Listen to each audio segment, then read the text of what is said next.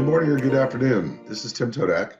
I'm the director of HDX WILL North America, and this is part of our continuing web conference series on kind of the use of on-demand 3D with our imaging to be able to get some of the things that you want to get out of it.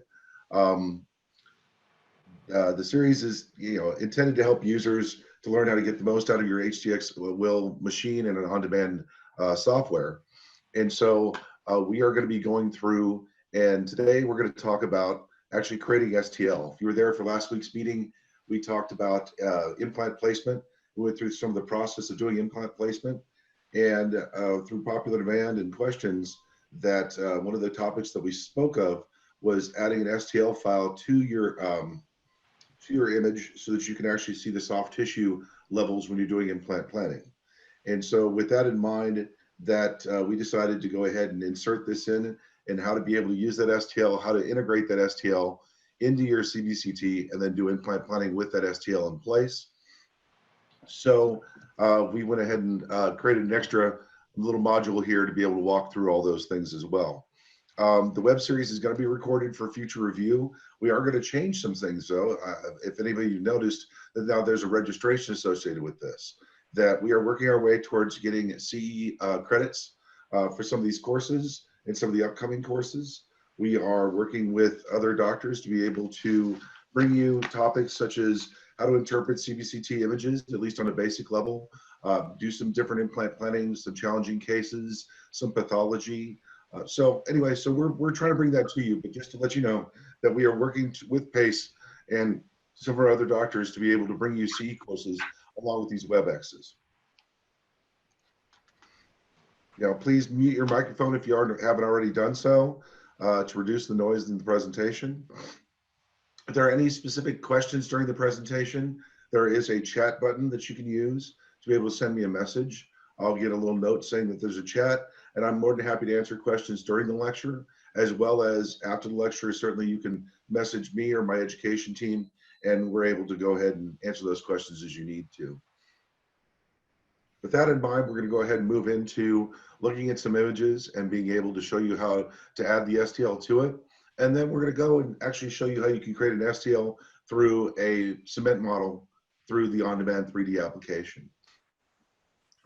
And I've already loaded up an image here for you that I have STLs for. So in this case, this would be your image of your patient that you've just done a scan on. And now we're ready to be able to add STLs to it.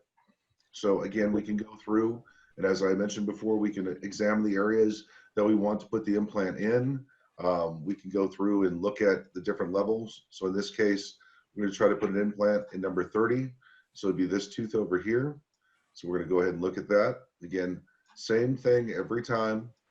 I'm going to make that tangential view so I can start to look at number 30 and see what's going on here. I know there's a tooth in place, but until we get more pathology to be able to actually have a case in which we have pathology and the rest, that I'm going to kind of work through to show you different things here. So in this case, we can look at it, we can blow it up, and now we can be able to examine the tooth, the bone structure around that tooth from buccal to lingual.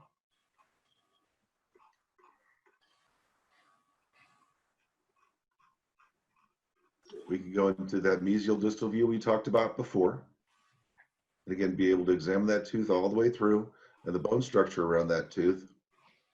You can see this one actually has a little undercut as well, but we'll see it once we get a true transverse view of the jaw itself.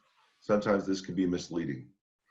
So now we can go into, remember, 3D is kind of our diagnostic. It's where we can be able to examine it, look at the bone, find things that are going on with it, and then be able to move into our DVR, our planning version. I guess incidental findings as we start to look at these and start to look at more images, you can see that there's a lot of sinusitis, that there's some swelling in the terminants, and you can actually see some inflammation of the sinus wall as well. Kind of things to start noticing along the way. We are going to have a radiologist by the name of Dr. Clever Silva actually kind of come through and show us some different things on images so that we can get a better idea of what we're looking at and how to understand and interpret it. So now we're going to go to our DVR section. What's a DVR? As I said before, it's our planning, so we can be able to go through, and first of all, we want to make that arch curve as we did before. That blue line represents what this image is. So I'm going to take that blue line down to the junction of the tooth and the bone, right about there. So now we have our line here. Actually, what I always like to do is be able to go through axis reslice and make sure the positioning of the patient, making sure the head wasn't tilted to one side, wasn't rotated, and that it's in the right flexion and extension. I helped actually take this image, so I know it's perfect. Just kidding. But it actually is a pretty good representation of nice positioning there. So again, we'll go ahead and move through, do the same thing, be able to bring it down. And now we have our mandible. We ask for our arch curve. And now the jaw is spread out. So now we can be able to start to manipulate this image and kind of look at some things. I like to make sure that if I'm going to do an implant case, I do that nerve next, just so that everything else kind of builds from there. As I said before, once you do the arch curve itself, you actually have a CBCT generated pano. And your CBCT generated pano would look like this. And then we can clean that up a little bit. I usually put on the filter. So now we get that sharpness associated with it. And then we can also be able to create some more thickness so that we actually get all the structures clearly in the patient's jaw. Once it's there, you realize that it gets a little bit more fuzzy along the way. And that's just because, remember, it's multiple images layered upon each other. And so that thickness creates almost a thickness of images as well. Again, if you're looking for the cleanest pano, you can either shorten that thickness, or you can go and actually do an actual pan with our 2D function to be able to get an actual two-dimensional pan. So going back into dental, we have this here. We're going to go ahead and start to look at the nerve canal, start to map that out. So I see the nerve canal enters here. I'm going to go straight to nerve and work my way down.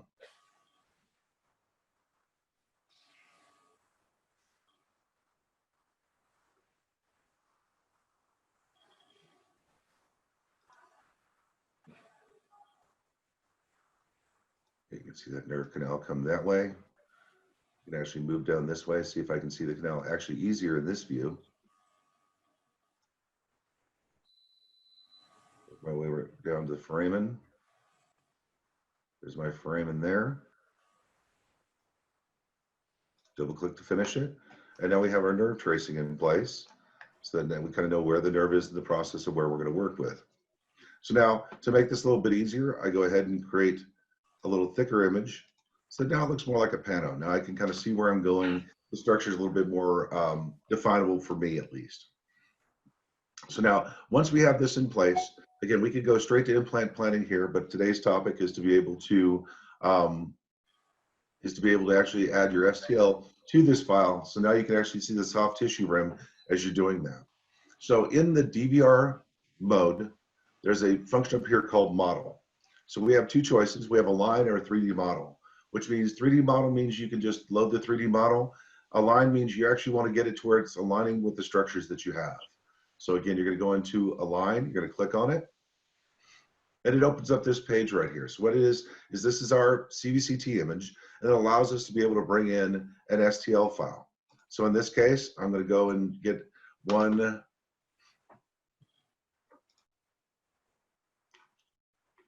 from this patient's file here.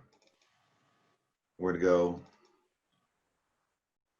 and now the STL will load up over here. You can right click to be able to move it around, and it gives you the ability to now start matching up points on here. So what we want to do is we want to have at least 4 points that we can register with this image itself. So I'm going to blow this up a bit so I can see the image a little better. I'm going to move it up, and then again right click to rotate, and now I have that in place. So now what I want to do is I want to match both of these. I'm going to blow this up a little bit so I can see it, and that way I can get as much as I can to match those images. So I'm going to start here, and I'm going to start here, and then move our image around. You try to find landmarks that are easy to identify. So you can see this this incisor here. It's very easy to define on this one as well. So we can go ahead and put maybe on that corner and on that corner. Keep rotating around. There's another one that seems fairly definable. So I'm going to go ahead and double click on that. The colored dots obviously correspond to the points you've chosen that are corresponding. And then I'll go ahead and go back on the back molar here and do one right there, one right there. Now what you're going to notice is there's a number up here. What we're looking to do is we're trying to get to where this shows green, which means that the corresponding dots that I've chosen are close enough within a realm of accuracy that it will overlap correctly. So you want to be able to make sure that this letters or these numbers are green to show you that you've created a correlation. Once you have that in place, you'll click next.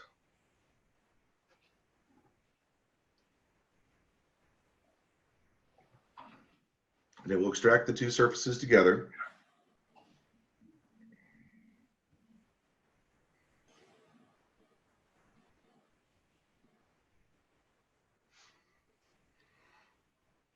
And so this processing time takes a little bit to be able to get all those points wrapped around. And now you can see that we have this CBCT model that has the STL wrapped around it. Any of those white marks are where either the bone or the tooth overlap. So that's kind of a correspondence to there. But at least we have it wrapped and we have it put in place. We have an example of the soft tissue around there. So I'm going to go ahead and hit OK. And now you can see that my 3D model has the STL wrapped around it and it has it applied to the lower jaw.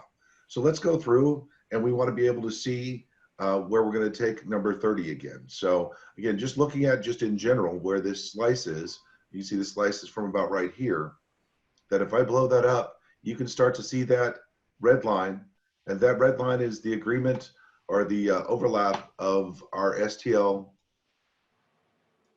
with our model at that cross section, so you can actually see where the soft tissue boundaries are going to be around that bone itself. So I'm going to go ahead and bring this down. We go quickly through an implant planning. So again, we're going to go to number 30. I'm going to go click reference, go straight to the tooth I want, and then be able to tilt that line so we can get a true cross-sectional view of where that is. So in this case, right here. So I'm going to take this a little bit down so we can see a little bit better. But now what we can see is that we have a patient who has a pretty significant undercut. There's our nerve canal here. Here's our soft tissue along the way. So now we're starting to plan for this, that we can be able to know better about what we're going to do. So this is the center of the tooth here. Blow that up, and let's go ahead and start just going through a simple planning again. So we're going to go ahead and we're going to measure so we know what size we're going to use. And then we have, here's our nerve canal, and you can kind of see some shadowing around here. I want to make sure that I keep above that nerve canal. So where I think the nerve canal ends, I'm going to go top of the nerve canal to about where the crest is. Move this off to the side here so it's easy to see. And I'm going to go inside cortical to inside cortical. All right, so now we know the size of what we maximally can put in here. Now let's go ahead and go to our implant. We're going to go to pick and place.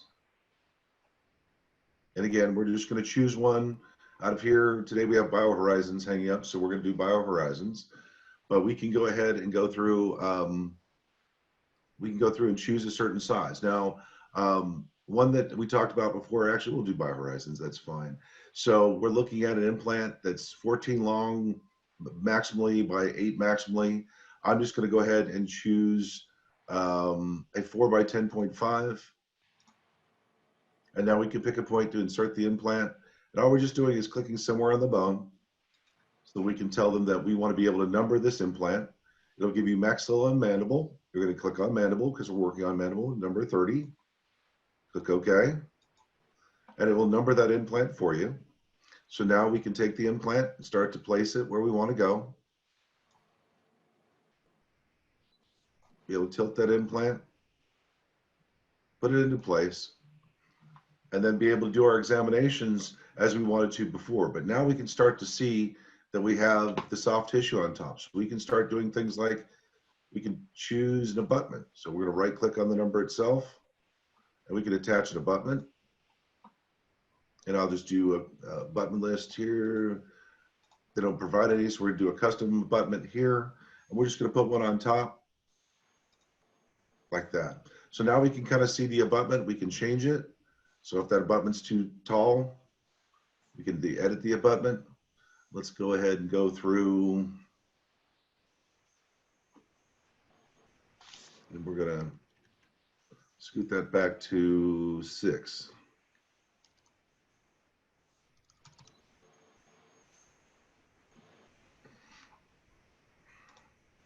So now we have our abutment in place, and we can be able to see that from there. And again, we can see the soft tissue around there, so we know where the implant should end, where the soft tissue begins, and still go through our verification as we showed you last week, being able to go 360 degrees around that implant and the abutment, and you can see the soft tissue lines, so you can see where the soft tissue and hard tissue from the STL ends and begins.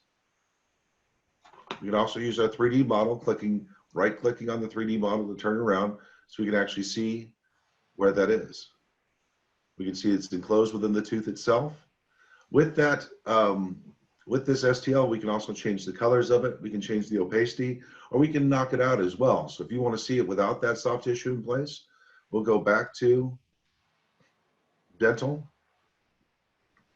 and then be able to, with our 3D model, decide that we want to make it invisible, and that way we can see it without it. We turn that visibility back on to overlap that in the end. But so again, these give you some ideas as to when you're implant planning, that it's not just about mapping the bone, it's about having both concepts together. And with this software, we're able to actually take that information and put that in there to give you more and more information to move it to the end. I've had a number of questions about, well, then can I take this information and immediately send it to a printer? There are software out there that are able to do that. There's a number of different independent ones that you can buy. And then there's also online versions. Most popular would be Blue Sky Bios, that is able to take those two images and put them together. With those softwares, they have the ability to take the STL file and the CBCT or the DICOM file and be able to combine those together to create the language that the printer needs to be able to print. At this point, all on-demand 3D can do is be able to give you a planning where you can see the soft tissue, you can see the hard tissue, and do the planning into place. So maybe you're working with a lab, that you can then take that lab and not only send them the CBCT and the STL, but you can actually show them what your planning is by sending them a project as well. So this just gives you a number of different steps in which you can not only communicate with your lab better, but also create better planning for yourself. So now that we've kind of gone through some of the benefits of being able to put that STL over our CBCT, that let's go through and talk about how do we obtain an STL. So now we have different ways. Most commonly is going to be people using the intraoral scanners. And so the intraoral scanners are very accurate to be able to get this kind of soft tissue overlap. This was done with a intraoral scanner. This soft tissue scan that I have here was done with an intraoral scanner. It happened to be embedded at the time, but this was done so that we can be able to get this STL from here. Now, we can also create an STL through the CBCT. If you look at how to do that, there's a number of different ways. We can either take a CBCT of the stone model, or we could take a CBCT of the impression. As in the scale of accuracy in what you are going to, something that you can do, that usually it's going to be the intraoral scanners first, a CBCT of the stone model second, and then below that would be a CBCT of the impression. The problem with the impression is that the software has to essentially invert the image that's on the impression, and in that fact, you're going to get a lot more capability of having computer error, any errors associated with that inversion. So having a positive model is usually the easiest way for the software to interpret that, but we can't get it from a cement model. So what we've set up here today is the ability to show you what it looks like to be able to not only create one from a stone model, but to be able to overlap it over an image itself. So let me kind of go through a couple of things. So with our CBCT, we actually have a stone model stand. If you don't have one and you'd like one, please contact us so that we can get one sent out to you. Just to give you an example of what it looks like. So this is our stone model holder that attaches to where our mouthpiece is on the CBCT. It allows us to be able to have This stand here, a styrofoam bottle in between, a place to put your model. Anyway, so now we're here and we're going to go ahead and load up. First of all, when we do our scan, as I said before on that image, that we're going to take that, we're going to go through and do the scan itself. Once the scan is done, then I'm going to pull up an image of what that scan looks like.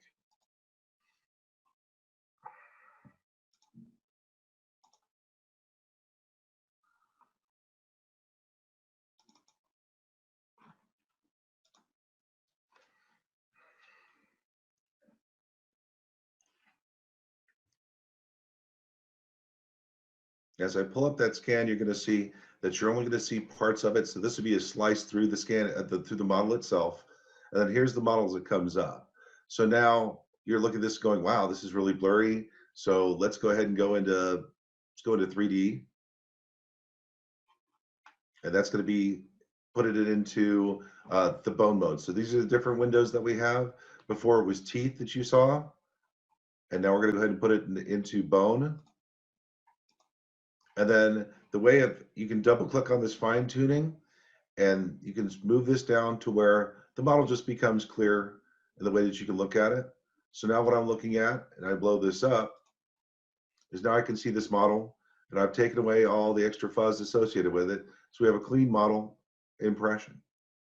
So now we can go through and we can choose this to be able to create an STL out of. So what we're going to do is in our modules we have in 3D, we have view, measure, segmentation, and then different tasks that we have. In this case, we're going to be using our segmentation. We're going to click on any one of those, moves you into segmentation. But we can look at it and we can say, I want to go ahead and pick points on that to be able to do that. So I'm going to pick, and then I'm going to go ahead and move this over. Let me hide my controls here so I can move this over a little bit. And then I can go through my 3D model and be able to pick individual points. So I'm going to pick here. I want the solid center.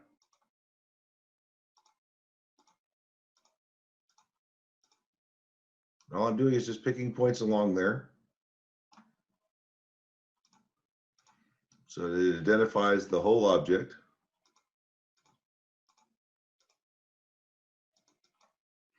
And then start. And we want to be able to select it as a new object.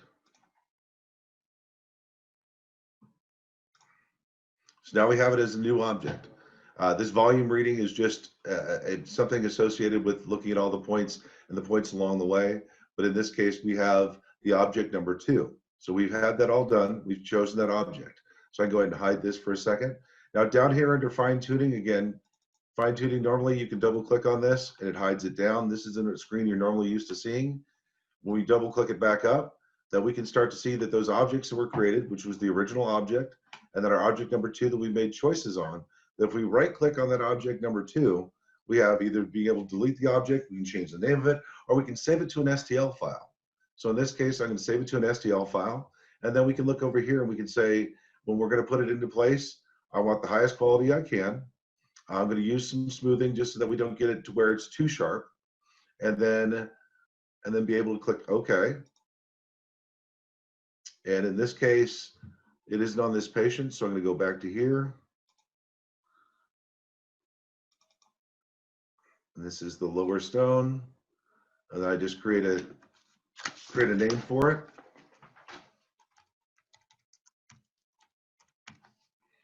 Lower stone, and save. And it's going to create that STL for me.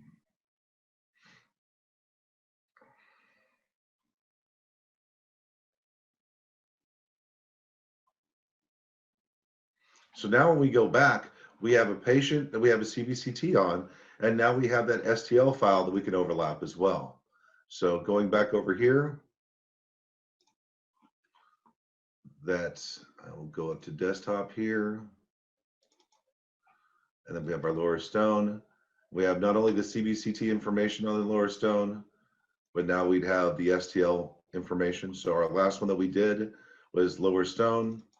You can double click on it, and Windows has at least a viewer that you can be able to see it.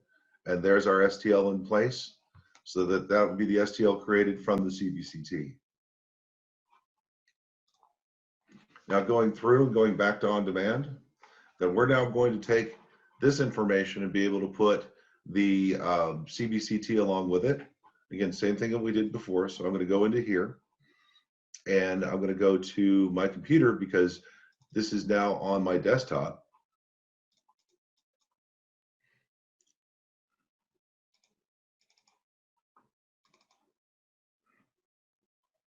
When you load up one for the desktop, you're going to see all these different DICOM numbers. You go to DICOM Analyze View. Now you see this. We're going to click it down. And now we can see that we have a CT of 400 images. And we're going to double click on it. It will load it. And we click OK.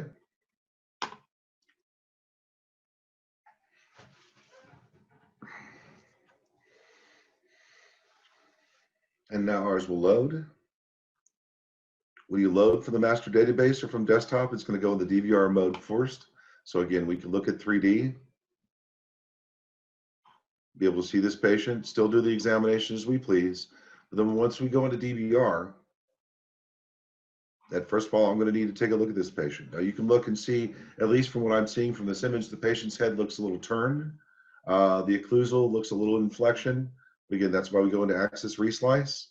And we can see the patient's head's turned a bit. I can go ahead and take that, turn the patient's head straight up and down again. And then here, maybe the tiniest bit of flexion, I can bring it up. There is no head tilt. But now, through the correction of the CBCT, I can actually get the best view I possibly can from here to build my arch curve off of. So again, we're going to come down to here, ask for that arch curve, and here we have our patient. So now we have that patient in place. We can go ahead and do the nerve.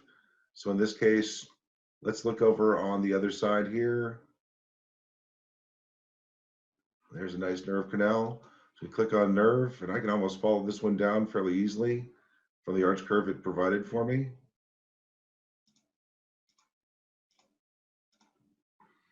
And then I'm just going to keep following it down to the foramen.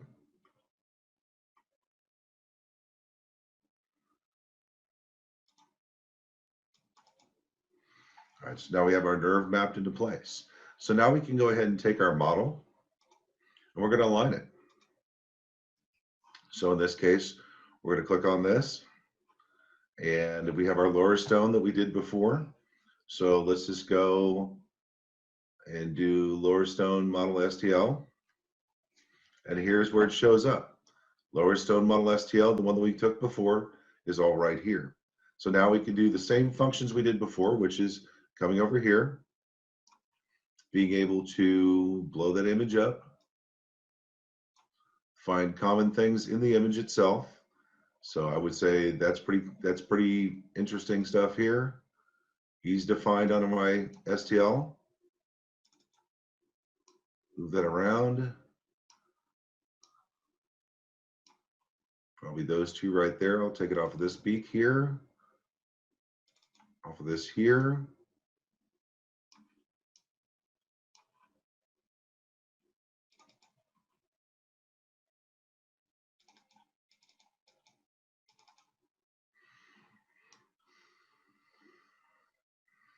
And then we have this tooth right here, again, pretty distinct. Where our agreement is in green, so we're ready to go. We can click next.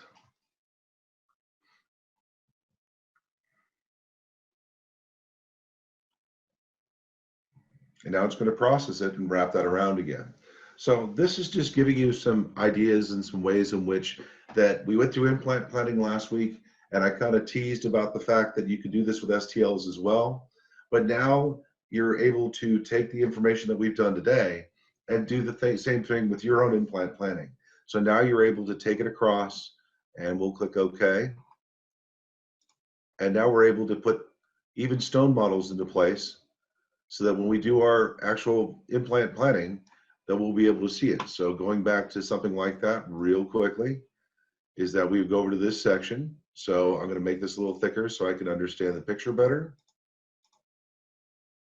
We're going to move our reference line over to here because that's where we want to be. I'm going to tilt that line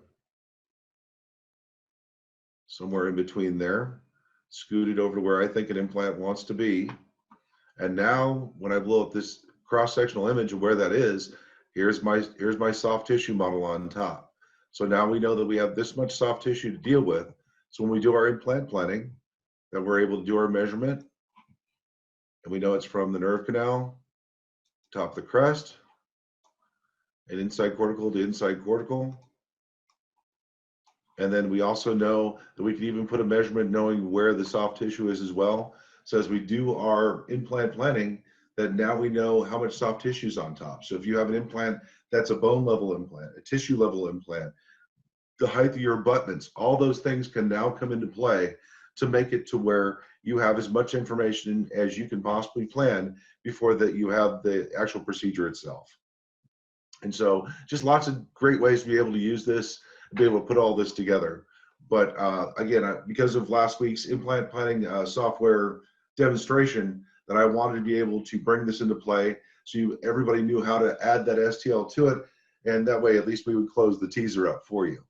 As I said, we'll be announcing in the next, I would say probably the next week, about our CEs and how that's going to come about. We will need to have you registered for them. As far as things like if you watch it offline where you don't see the live, we are still working out whether or not there'll have to be some sort of review needed for the PACE requirements.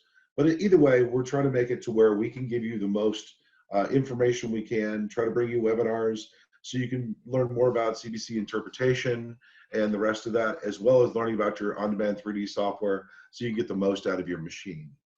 With that, I'm going to go ahead and put it back in here, see if anybody has any questions. I don't see anybody in the chat room.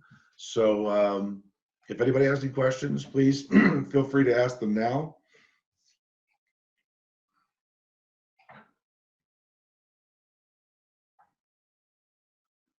While I'm waiting for that, I'd like to go ahead and say that during these, I appreciate the attendees and the attendants coming in here and listening. Again, if there are topics that help you with your practice, that's what we at HDX will want to do, is be able to bring you topics that are going to help you in your practice. So if there are things that you would like to learn more about with CBCTs or the digital pathway of how to create a guide or anything else of those natures, please let us know. Send us an email. Give us a call. Let us know how we can help to serve you through these WebExes to be able to make it to where you can get information. And again, once there are CEs involved, double the pleasure, double the fun. It'll be great for everybody to be involved. With that in mind, I don't see anybody in the group chat. So I'm going to give it about another minute. All right. Thank you, everyone, for attending and listening to the WebEx. Again, next week, we should be going through, I think, orthodontic evaluation. And so we will be able to show you how, with your CBCT, that we can actually go through and do 3D cephalometrics. And again, we're working on the CEs so that in the end, that everyone that attends also gets that extra little benefit of a CE as well. But with no other questions, I'd like to thank everybody for coming in, and everybody have a great day.